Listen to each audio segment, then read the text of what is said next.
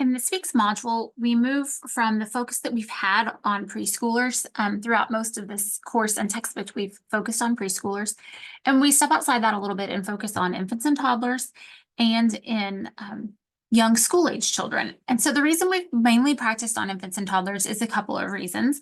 For one thing, that's where I'm going to hit the majority of my students. Yes, some of you work with with infants and toddlers, and some of you work with early school age, but the majority of you are preschool. But not just for that reason. It's because we've been focusing really on, curriculum a lot. And yes, there should absolutely be curriculum for infants and toddlers, as we're going to cover here in chapter 15. But there's not as much as there is for preschoolers, because a lot of your day with infants and toddlers is meeting their needs.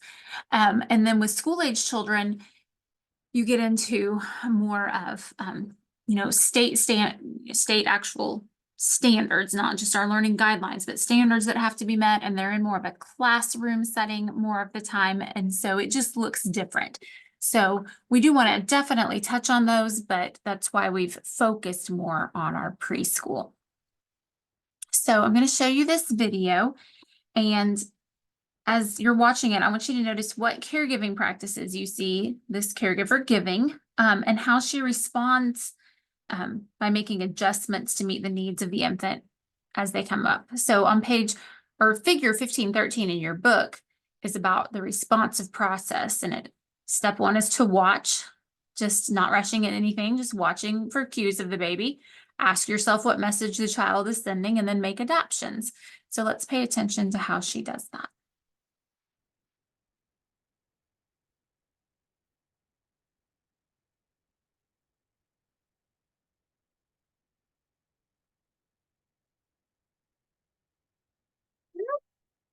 You see the moon and the star? Do you want one?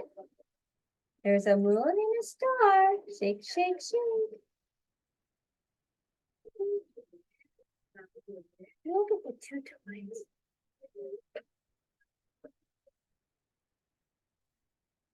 No, thank you. No, thank you. Stand up.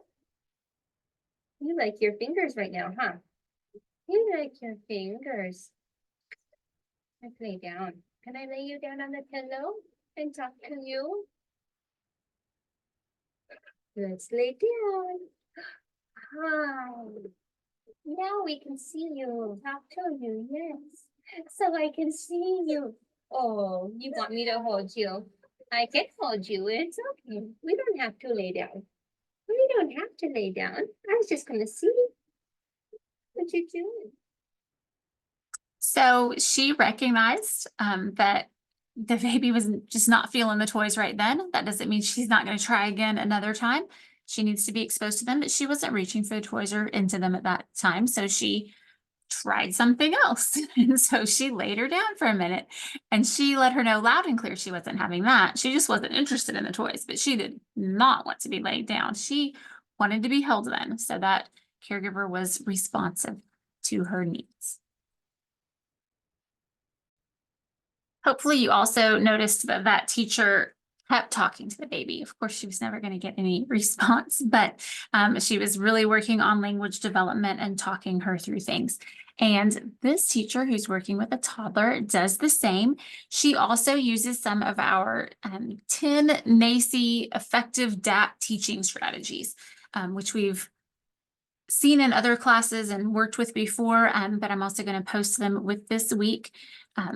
So see if you can find some, and we'll talk about them as well. Oh, uh-oh, what happened? Yeah. Shoe. Did your shoe come off? Right, you're riding the block. What happens when you sit on the block? Are you bouncing on the block? Bounce, bounce, bounce.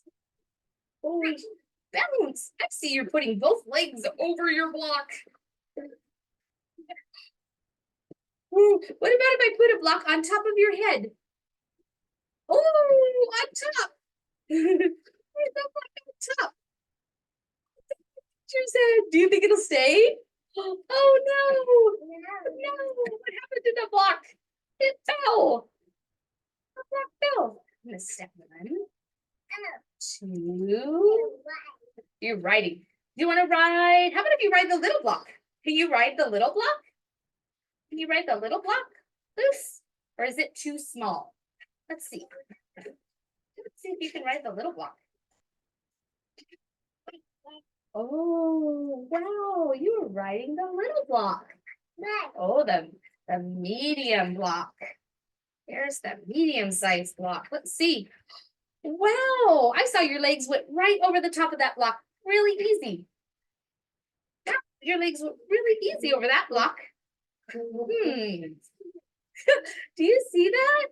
Look, you have legs on both sides of your block. What about this one? Ooh, Jack, we don't want to eat the pink Jack. Remember, it's like Mr. Yuck. You do remember Mr. Yuck? Ugh, we don't want to eat the paint, huh? It's yucky. Can we eat oranges? Can we eat oranges? They taste really yummy. Oranges. Can you eat paint? Can you eat paintless? Okay, so this teacher has asked questions. She was asking questions then. She also asked questions at the beginning and some throughout. She was definitely encouraging. Hey, can you try this? Can you stack this? Can you put this on your head? Can you sit on this? So she was encouraging her, and she was providing information with all this talking because she was counting blocks. She was talking about over, under, legs on both sides. So she was definitely building vocabulary while providing information. And so I list those 3 because they're 3 of the 10. So I'm categorizing them in that way. But there's a lot of learning going on in this simple little 2 minutes. You're right.